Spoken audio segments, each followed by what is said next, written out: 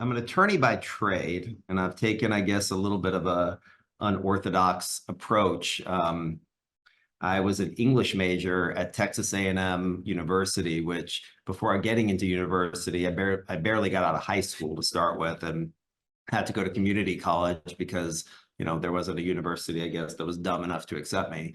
Um, Delivered pizzas, flipped burgers at Johnny Rockets, and always had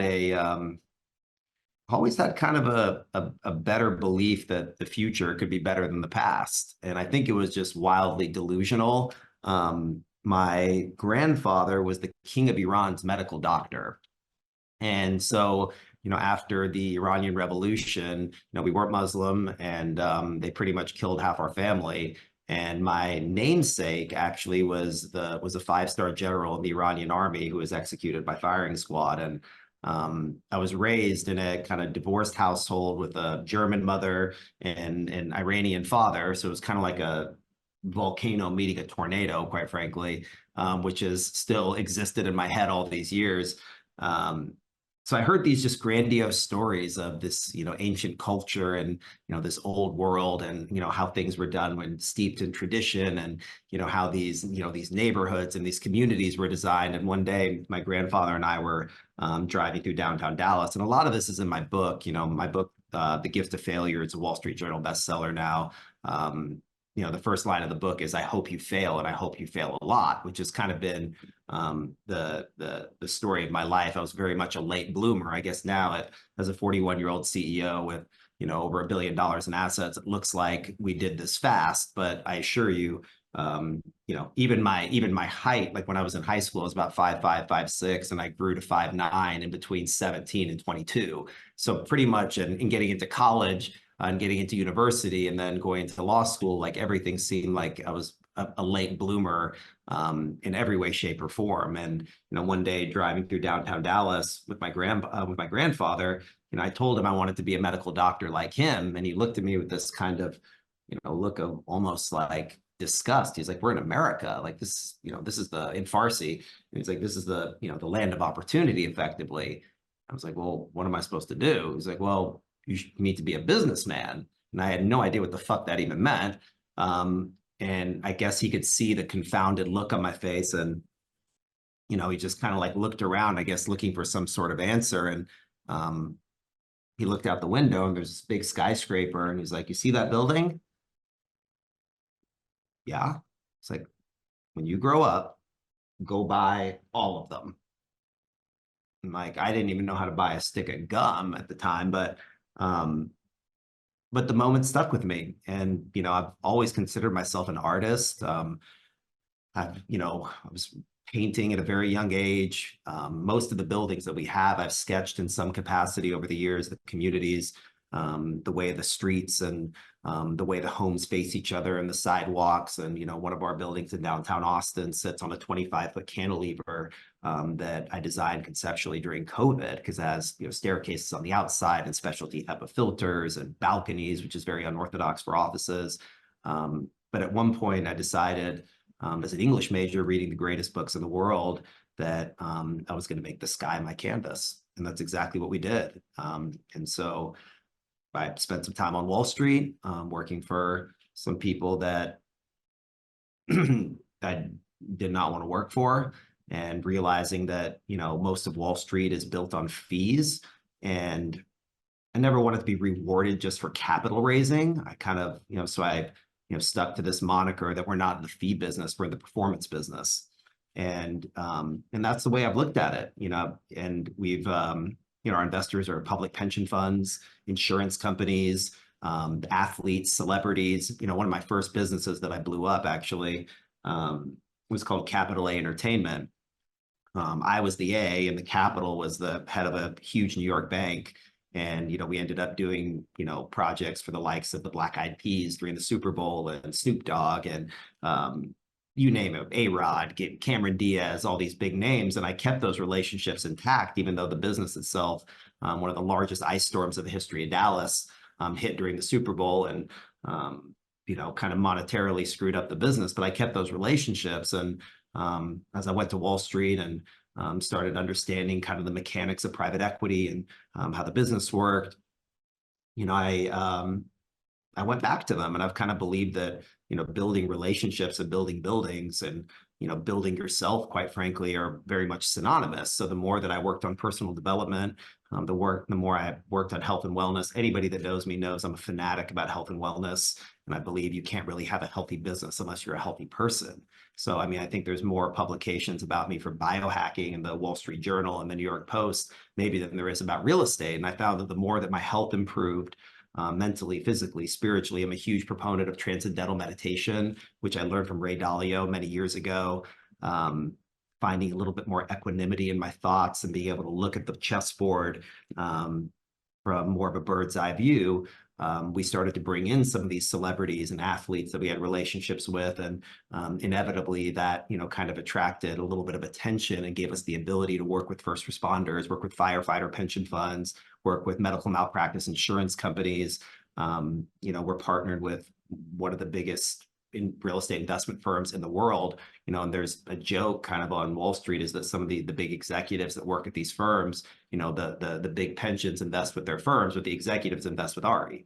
And so we built this roster of an eclectic group of investors for a variety of different deals. So if you look at our audited track record, and being a lawyer and growing up in the Bernie Madoff era, I kind of thought, if I'm fast talking and slick, is someone gonna, think that I'm doing something nefarious? So I talked to my father about it, and he's like, well, don't be offended, be a lawyer, figure out what you're going to do. So we went and hired a third-party fund administrator, put in institutional risk controls. We started raising capital almost through like a fund-to-fund strategy, because it was just me sitting in a little Regis, co-working space when we first started. And because of my relationships in New York, I knew a lot of great operators, some folks in multifamily, some in self-storage. And so I started, bringing in capital in small pieces, 50 grand, 100 grand, 200 grand, and putting it into various deals as like a co-investment. And after investing in 50, 60, 70 buildings, they started to sell. And once, a bunch of them sold, we went to KPMG, which was probably enough to bankrupt me at the time, to audit our track records. We averaged, over a 16% IRR in 38 cities, 13 states, 7 different asset classes in 2 countries. And we let the success of the business and the capital. And by the way, I never raised capital at the corporate level. I own 100% of the company. So this is not just my business. This is my fucking life. I mean, I don't own public securities. I don't own other ancillary things. I'm usually the largest investor in every deal that we do. And the business has grown substantially. We have over 1 million square feet of new construction delivering this quarter. So imagine this was buying, 50 acres next to, what became the Gigafactory. And, we bought a 200-acre site in Kyle, which was the fastest growing city in the United States in 2021, and a 118-acre parcel contiguous, we found out was about to close. And I was able, through a very long-term relationship with the broker, get on the phone with the owners. And 48 hours before closing, we paid them $500,000 to walk away and flip the contract. And we ended up closing on it and combining them to build one of the most iconic communities in the state of Texas. And in the process of designing this community, I coined a term that sounds like a lot of jargon now, but it's called futuristic suburbanism. And being a first-generation American, and hearing the stories of, my immigrant parents and how they talk about America and the white picket fence and this American dream, being the artist at heart that I am, I thought, like, is there a way to go back to that 1950s, 1960s approach and, vilifying the tract homes of the world that don't have sidewalks and don't have alley-loaded homes, and using design elements and pocket parks to foster community. And internally, we say a lot that, we put unity back in community. And some of these phrases on their face seem a little bit kitschy, but in fact, we're actually fucking doing it. And, we're attracting some of the biggest, smartest investors on the planet that are seeing it, and they're believing in what we're doing. And it just seems like the harder we work, the luckier we get. And with having master plan communities, single family homes, apartment buildings, and looking at them from this vantage point of, okay, what's the versatility and the flexibility of the approach? Like, because I don't invest in deals, we invest in markets. And we're looking at, from population migration trends to job growth to corporate relocations. And being born and raised in Austin was just kind of lucky. So when we started buying and owner operating, we were buying smaller Class B, Class C apartment complexes, and people looking at us like we're insane. But in reality, I'll give you an example. One of the projects that we own right around the corner from my office is 16-unit multifamily project, but sits on 5.5 acres next to Michael Dell's house. So in reality, buying these projects were an exercise in redevelopment of using multifamily financing to buy land. And by doing that, we've been able to go through rezoning processes to build, whether they're luxury housing communities, whether they're massive multifamily redevelopments.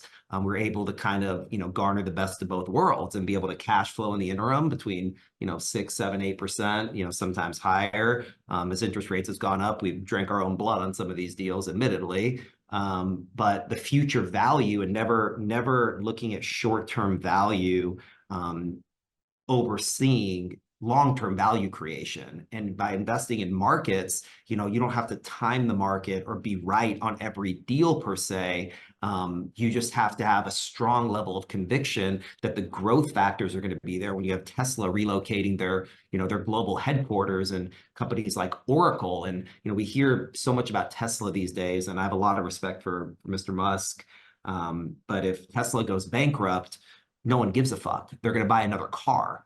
If Oracle goes bankrupt, the world shuts down. And when Larry Ellison, the chairman of Tesla and an original investor, decided to move his global headquarters to Oracle to Austin, and then you see this little company you may have heard of called Dell that's been headquartered in North Austin in a city called Round Rock, for the past 35 years, you start to see that these are battleship movements. So having, Austin becoming, Silicon Hills or the Silicon Valley of the South is one thing from a startup standpoint. But when these major companies like Apple having their second largest office in the world here, Google's second largest office in the world, Facebook's second largest office in the world, you start to see this writing on the wall. So you can look at deals, and that's great, but we're looking at this from a holistic portfolio standpoint of how can we, support the industrial backbone of the city that's creating jobs, and watching how the tollways intersect with the ancillary cities 10, 20, 30 miles outside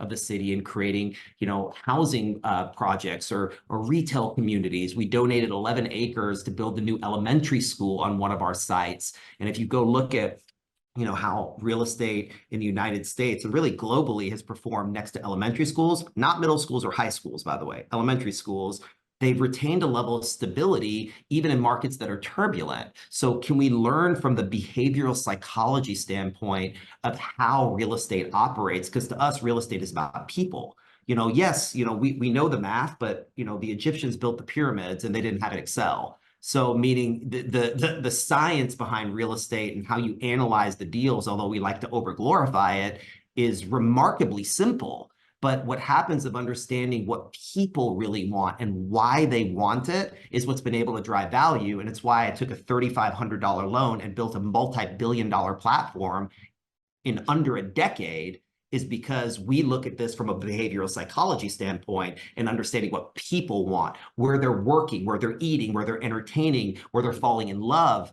and looking at this as homes, not houses. Looking at retail as, an entrepreneurial backbone versus, a retail strip center. So the human side of the business is what we believe has been our greatest competitive advantage. Being on Wall Street, New York is quite a environment that fosters just deals. I mean, you walk down the street, and from the hot dog vendors to the newspaper stands to the proverbial use of Wall Street, there's just deals everywhere, right? And so being around these masters of the universe, which I was very fortunate to be around, my wrestling coach growing up, and I was a shitty wrestler, but his cousin, or proverbial, Italian cousin, was the head of this major bank. And He was my original investor, as I mentioned, in my first entertainment business. I kind of got to sit in the rooms and be a fly on the wall for a lot of things. And, as it wasn't a formal process, it was really sitting in rooms with people much smarter than me, much more experienced than me. And they started to, talk about Texas and being in New York. New York real estate investors, kind of typically they invest in New York. Like it's a very, there's a very niche group of people there. And once Texas started to come up, I became the Texas person. And being that I'm pretty sure Texas is a pretty big state, but being in those rooms, nobody really knew anybody from Texas. So it turned into, oh, ask Ari. Like, well, what the fuck do I know about? I don't know. First of all, I don't really know anything about real estate. Being an attorney, I'm one of those nerds that actually reads the documents and actually like reads the fine print. And being a admittedly voracious reader, I started to just read these documents and read the investment perspectives. And I became this Texas person in the room where any deal that started to pop up in Texas, 12, 13 years ago, it ended up on my desk. And there's a deal in downtown Dallas that used to be KPMG's global headquarters. The address is 77 North Harwood. I'll never forget it for the rest of my life. KPMG was moving to another location within downtown, and it posed the opportunity for a massive, massive discount to replacement cost to buy an office building. And now, office has become the, redheaded stepchild of business, which I disagree with long term, which is another discussion. And the sponsors had looked at the deal and said, look, if we have this massive vacancy, what if we can sign, a bunch of new leases before we closed? Could there be a way to create terminal value before we even bought the property? So in hearing the discussions and watching, some of the corporate relocation and some of the leases they started to sign, I just kind of picked up the phone and started calling a couple of friends back home who knew Dallas, a couple of doctors and lawyers and, people. My father's an attorney. He had a couple of his buddies and, my childhood friend who's our chief of staff. We've been in business together since we were 10 years old on the basketball court, selling baseball cards and airheads and blow pops. And it's just, more commas, more zeros now. But we started just talking to some folks, and I found myself telling this story with a level of excitement and exuberance of what I was experiencing, not really thinking we're going to start the business. And people started to say, okay. And they started to say, okay, and started to say, okay. And in a happenstance meeting, Major kind of said to me, well, I guess we could call it Rastegar Capital. And I thought to myself, well, we're not going to own or operate. Like, we could put some money together. And over the course of 4, 5, 6 phone calls, traveling back to Dallas and having a couple, nonchalant meetings, $1.8 million, which to me might have been $100 billion at the time, turned into, hey, I'd do that. Hey, I'd do that. So we structured our own LLC, RC 717 North Harwood 1, and pooled the capital together into a special purpose vehicle. And I used some limited partnership agreements that I'd seen in my core business and copied and pasted them and, restructured a deal. And I made the deal very simple. I said, look, we'll charge no fees on the front end, 0. We're going to charge no management fee, 7% preferred return.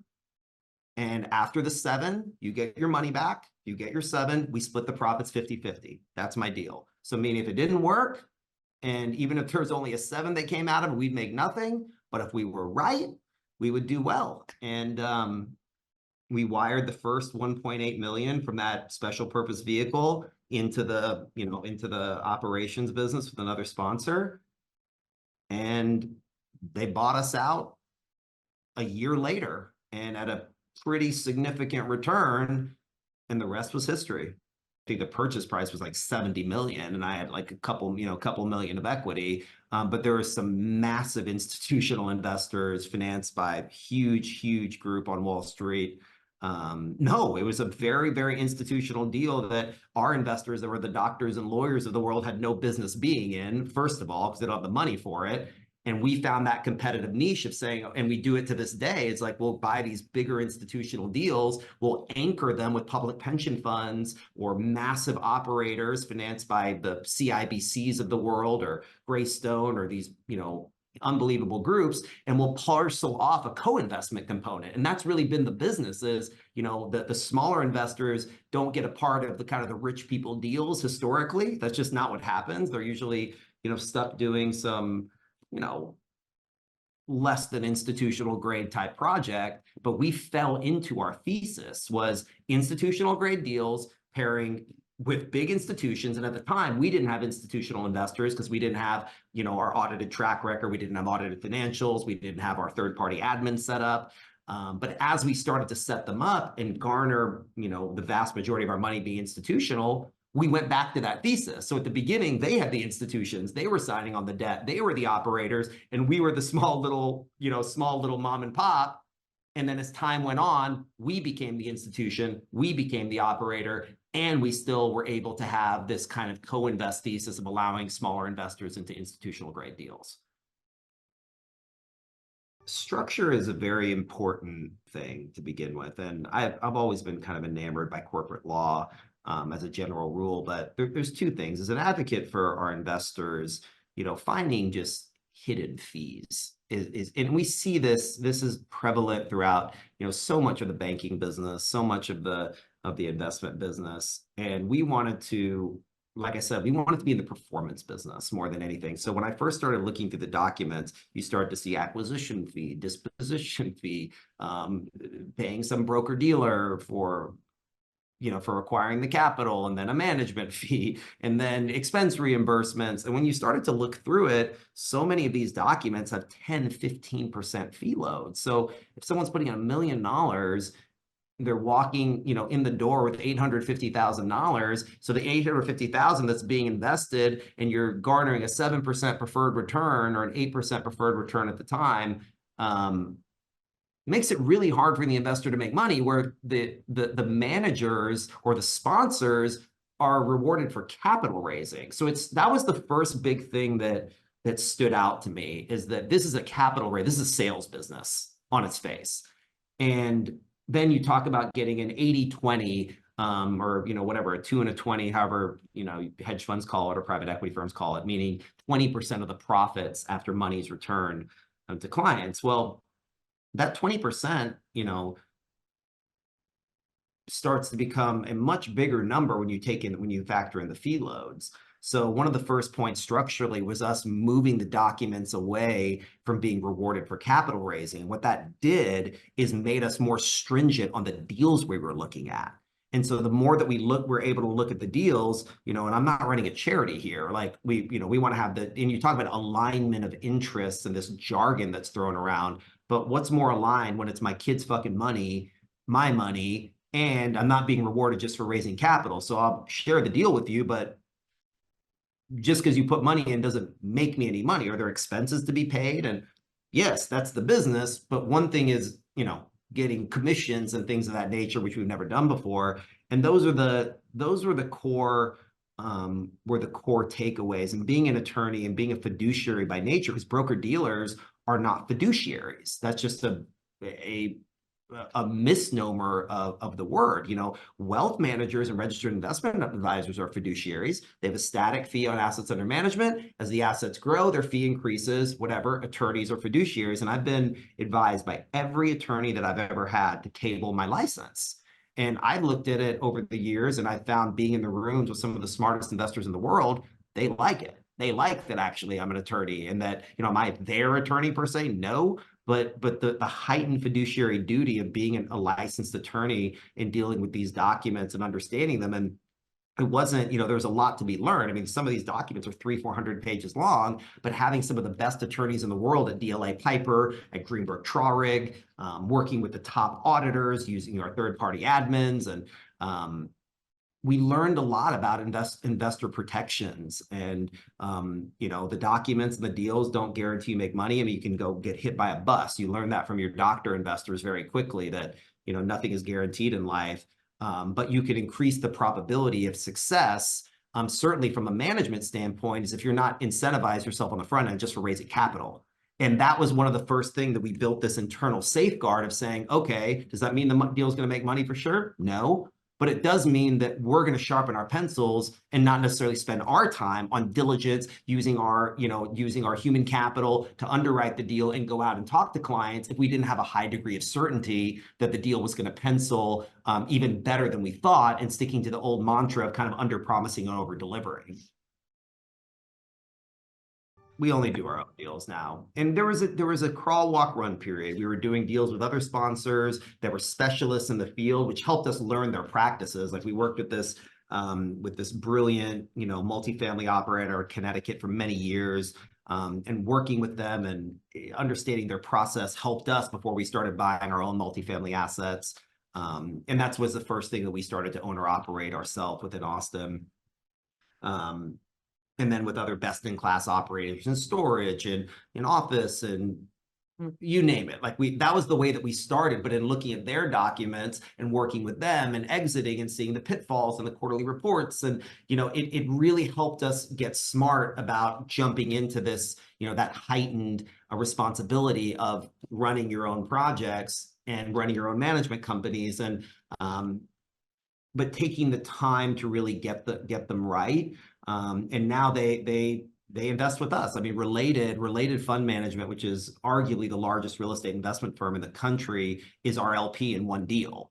So meaning when I say that the smartest investors in the world are our LPs and we're the sole GP, that's not a joke. And in those structures, we can do the same 90-10 equity. We use our balance sheet, put in 10% of the equity. We'll be the sole signers on the GP. And then these larger groups, these first responder, firefighter groups, will come into projects and or through one of our multifamily funds or whatever the structure looks like. At the end of the day, the things that stay the same is we invest in our own deals. We don't charge upfront fees, and we are rewarded in some instances handsomely compared to other groups that might have this 80-20 structure. We get a 50-50 promote on a lot of these deals, which on its face, I hear other operators say, oh my God, a 50% promote's a huge number. But if you read the fucking documents, you say like, yeah, it's a 50 promote, but I only get the money if I knock the cover off the ball. And if I don't, we're left holding the bag.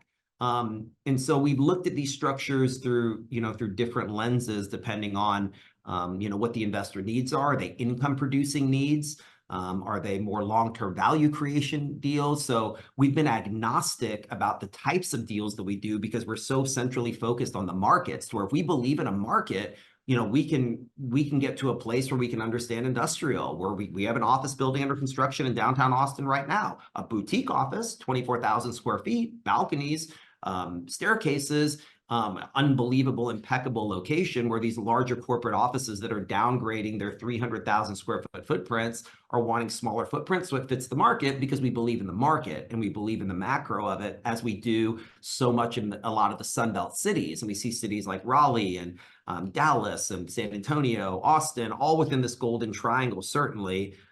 Houston is a little bit hard market for us because so much of what we do is about zoning. And that goes back to maybe my law background, but, seeing what projects could be, not necessarily what they are on their face. And in Dallas, we own a project at 1899 McKinney Avenue, which I would argue is the most important piece of real estate in the entire city. It sits on a triangle. It's on an island. It's at the 4-road intersection of Akron, North St. Paul, and Cedar Springs. Goldman Sachs' new headquarters is across the street, under construction at the moment. Deloitte just put their new office there around the corner. Cuban selling the Dallas Mavericks to the Adelson family. I think there's a big case to be made that casinos are coming to Dallas, or coming to Texas as a whole, which we can be prime for.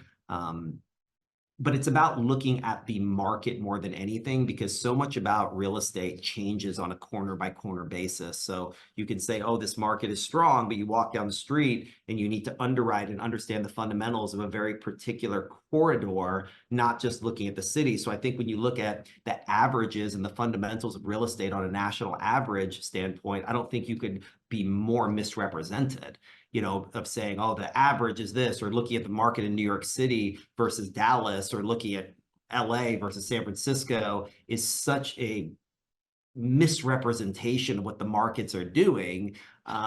that you need to really hone in on micro economies or pocket communities, even from a 10, 20, 30-mile radius, and then within those places. And I think that's what we've done really well is, learned how to walk the neighborhoods, as we're going through zoning process, taking 50, 100, 200 meetings with landowners, condo owners, other operators, and really understanding what's happening within those markets so that we can provide a product that is the need of the neighborhood, not what we just think is a good deal. So what we find to be a good deal ends up being a need that we're fulfilling for an individual community. And then in doing that, you find that when you're fulfilling the actual need, the community gets behind you. And when the community gets behind you, you start to see, zoning changes that were unfathomable, for other operators. And I believe it just had to do with not listening as closely as they could have, because at the end of the day, I am not a money worshiper by any stretch of imagination. We've done very well. We've made our clients a lot of money over the years. And, as a 41-year-old CEO, I'm just getting started. This is the greatest value opportunity I've seen fundamentally, historically, in my own lifetime. We have $2.2 trillion of debt that's maturing over the next 18 to 24 months that is going to provide unfathomable buying opportunities, development opportunities. We're on this precipice of a change of what home ownership is going to look like for ordinary Americans.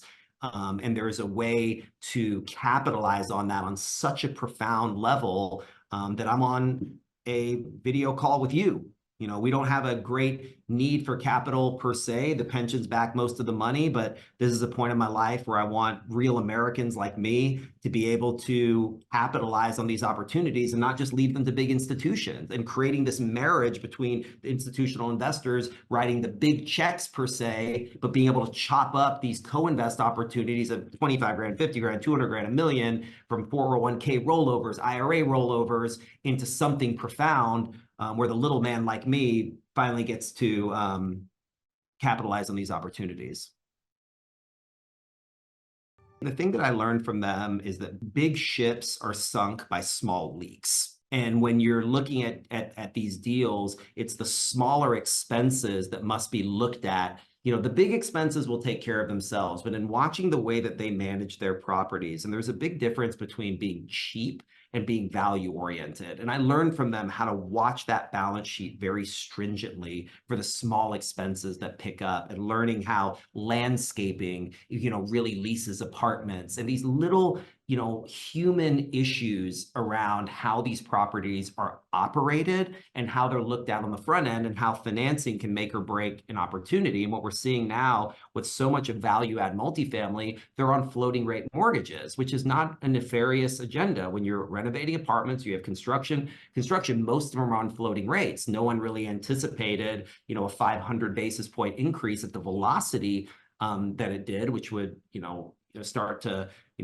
hurt long-term terminal values. But in looking at, these smaller components of how a deal is structured, how the capital stack works, how, 65 to, depending on whether you use pref equity or mezzanine financing, 60, 65, 70% of the purchase price is within a debt instrument. And what are the nuances of how the debt works? When do they mature? What does permanent financing look like? And really getting into those details of how the deals are structured from an equity and a debt standpoint, and using that in a creative way to really get, quote, levered returns. And watching the details of how the diligence works, and this fundamental strategy of going step by step of going through, whether inspecting the roof or the foundation, or, geotechnical studies, understanding, the renovation costs, sourcing them from vendors, buying some up front or not, and meticulously documenting a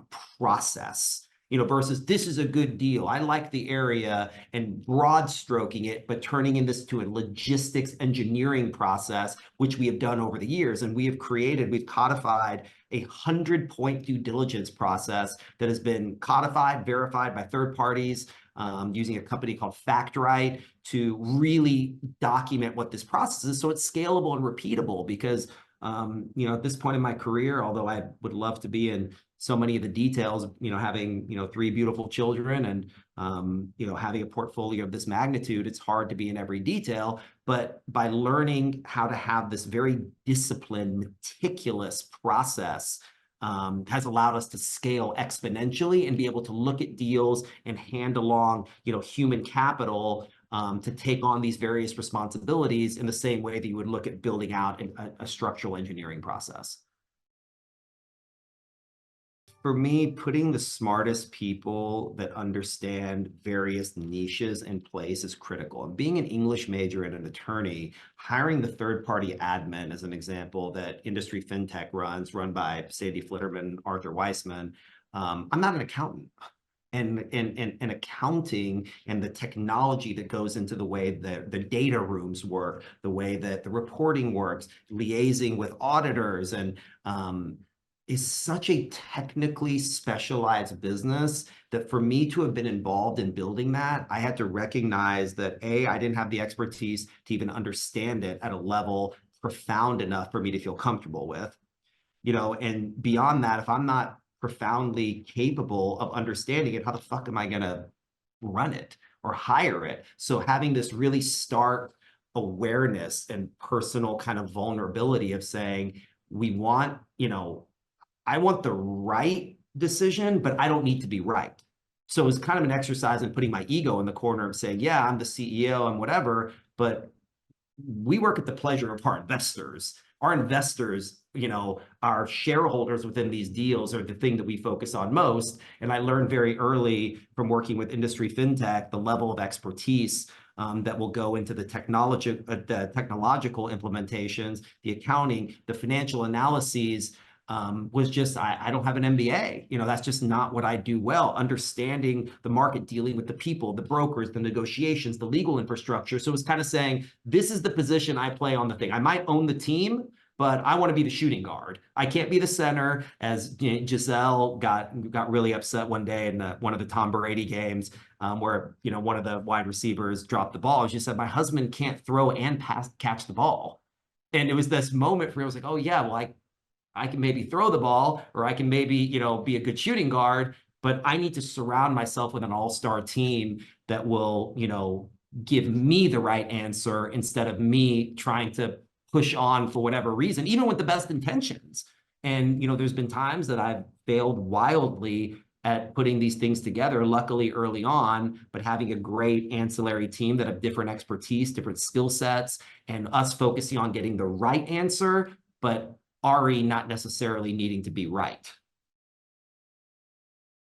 The economic structures, as a general rule, have been dictated by capital. I mean, so if you have, these larger tranches of capital of the 5, 10, 20, $30 million, the capital can dictate terms more in a lot of different ways, right? So the larger the capital, the lesser percentage of our promote or our profit participation has been historically, and that's just a very plain vanilla way to look at it. And quite frankly, from our end, whether an investor that's a smaller investor makes less of the profits per se, our belief has always been they're in a deal that's so much higher quality, and the convictions that we have around the profitability and the investor protections that they have are at such a higher institutional level that I haven't lost any sleep by them making a slightly smaller profit participation interest or promote, quite frankly. But the thing that stayed the same amongst all of them, I think is the most important, is this lack of upfront fees. And that has been one of the biggest selling points for a lot of our institutions as well, because you follow the money, right? And when you follow the money, you start to see very quickly, where the agendas are. And our agenda, as I've said to you many times, is around performance. And we want to be rewarded better for performing better. And so when we are using our own balance sheet, using our own capital on the front end to source the diligence, put these things together, get the documents in place, the smaller investors require more capital on our end from a operational standpoint, because filling out the fund documents for, you know, one larger investor and the process that goes into it versus 10, 20, 30 smaller investors and setting up their data rooms and giving them their, you know, their welcome kits, the investor relations component, which is a huge deal for us, of communicating with them beyond, you know, because anybody that knows me knows we are hyper communicative. Everybody knows that about us. You know, so many, almost every investor we have has my personal cell phone number, which is becoming, you know, a little bit more arduous as time has gone by, but it's my favorite part about the business. I love talking to our clients, and, you know, that human interaction is what I personally thrive on. But if you have 50 investors and, you know, our investor relations team is reaching out to them on, you know, bi-monthly basis, quarterly basis, whatever it comes into, answering questions and K1s and all of the things that go into it, it's just more cost prohibitive. So because of that, the profitability for the manager has to be higher because the work that we're doing and the expenses on a per client basis are higher. What's happened is we've also never really done marketing per se. You know, the belief is that because we have more deals than we have money at the point, and some of the institutions have become more obtuse because of the overarching environment of real estate, which is just wildly foolish because, you know, the contrarian approach, you know, to where real estate operates is where most value is created. You look at the money that was made in 2007 and 2008 by the folks that went in and bought, you know, versus buying at the height of the market and so on and so forth. So even though the institutions, because of their board of directors and their consultants, and I get it, their risk management project, they want to invest, but sometimes they're not able to because of certain mandates, which, trust me, they know that they're fucking up and they want to.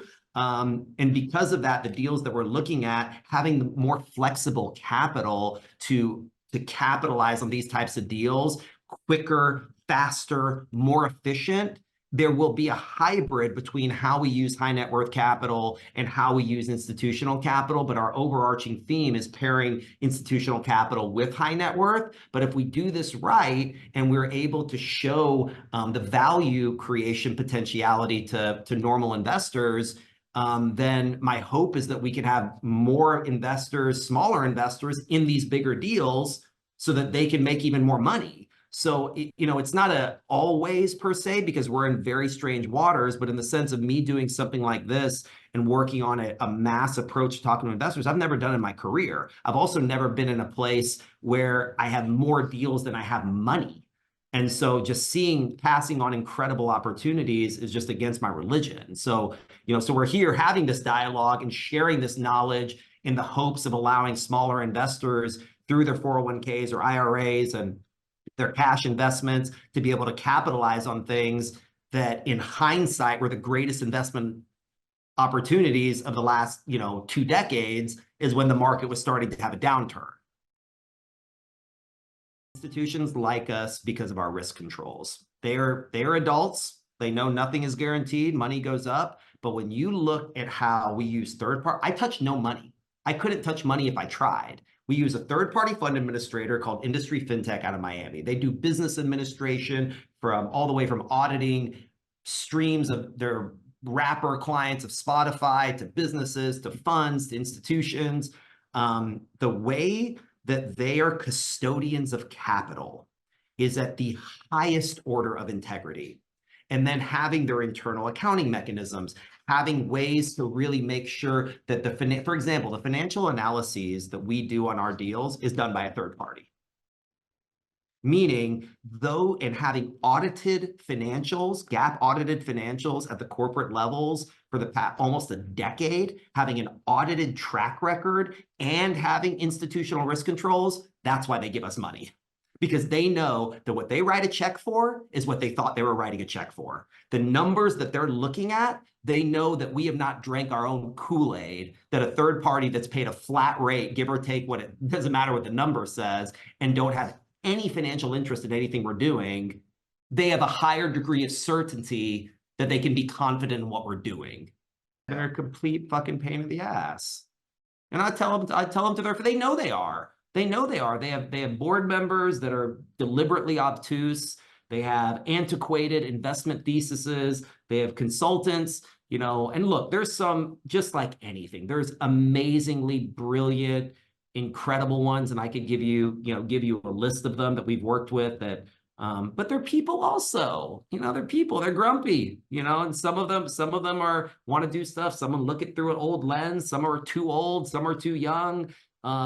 And it's like herding cattle. So it just takes longer. So a lot of times, even when they're saying yes, the yes takes 6 fucking months and the deal's gone. So, oh no, we're good, we're good. I'm like, no, I'm not good. We missed the deal. And that's happened many times. We've been approved on huge, huge, huge platforms. We had a $52 million deal just outside of Kyle, approved by 2 of the biggest pension funds in the world on a diligence basis.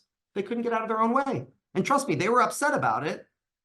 And we ended up missing the deal. They ended up missing the deal. The consultant is a very dear friend of mine, and we both begrudgingly kind of like, fuck, like, what else can we do? But the speed of which a battleship moves, so to speak, is not the speed that an individual investor. So you trade the speed at which something's going for the size of the check. So our hope in quelling this is that we have enough of the smaller, agile checks that can help us lock in the deals, get them in the right place, and then by the time for the larger institutions or bring them into larger funds that we can draw down at the time that we need them. So it's very much a balancing act of pairing the right deals with the right capital. Deals come to us now. I mean, we're at a place now where I've become, you know, admittedly a pretty public figure in this space. People bring us deals. The brokers are our friends. The heads of the big shops are our friends. The heads of the big banks are our friends.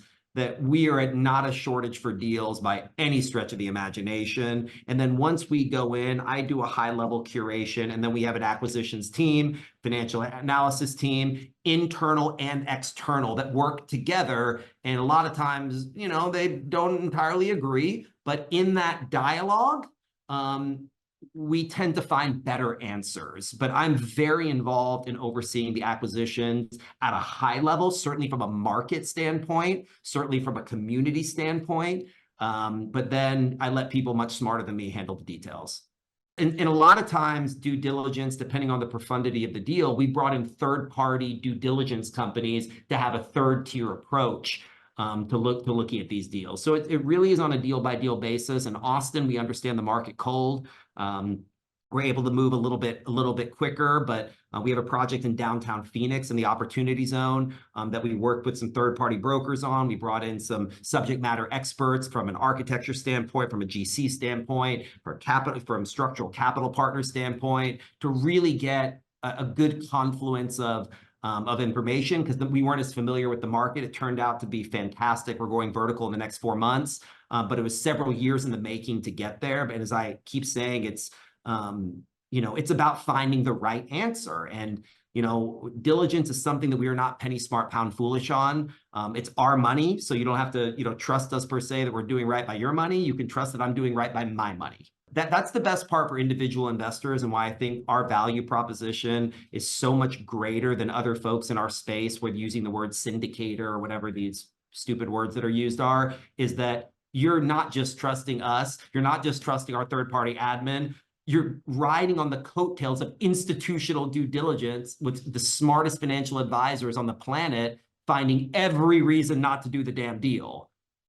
And as I say over and over again, that does not guarantee you're going to make money. I hate that word, because as I said, you go hit by a bus, but it does increase the probability exponentially that you're in a product that has high conviction. We believe because I am the oldest millennial. Think about that for a second. I'm the young guy to all the old guys, and I'm the old guy to all the young people. So I'm kind of have this identity crisis of sitting in the middle of 2 generations, right? So I'm looking through this vantage point of someone that doesn't really use a computer. Like, I'm still kind of a pen and pad. You know, I don't do Kindles. I actually read books. In this technological industrial revolution, AI, you know, kind of world. And we've done a lot. We're doing a lot in the space, which is another discussion. But we believe that we have our hand on the beating pulse of where this country is going over the next 2 to 3, 4 to 5 years, the needs, whether it's color schemes, whether it's eliminating dining rooms and making larger kitchens, how iPhones have changed the world, like meaning ways that our customers want to live, work, play, and how our investors can capitalize on that. And being able to do it, whether it's not about the investment trajectory as much as it is about understanding the types of investments and finding the right angle within certain deals based upon the socio-political standards that are happening in this world, understanding what they are, having the exuberance and the vitality to listen, change, and be agile, and also create longer-term value. Our investment thesis is first and foremost about capital preservation. I will always be more focused on not losing money than I am on making money. That is the vast majority of our thesis. It's the way we look at deals, because I have seen the world. My family lost everything. My grandfather being the king of Iran's medical doctor, my great uncle being a 5-star general in an army, and then going to zero. And I've watched my family rebuild for the last 40 years. That has made me wildly protective, not only of the people that are under our banner, of the people that are in our community, and the capital that we are custodians of. And that is the word, we are custodians of it. That is the first piece. If we don't go make a bunch of money, I'm not apologizing to anybody. If we were to lose money, I don't think I could sleep. And I find that the probability in focusing on downside risk protection and on capital preservation, increases the probability of making money exponentially. So it's in looking at that, and it's that lawyer mentality of what could go wrong balanced against the entrepreneurial mentality of what could go right. But admittingly, I still am in my recovery program of being an attorney of what the fuck could go wrong. And that's where we spend most of our time.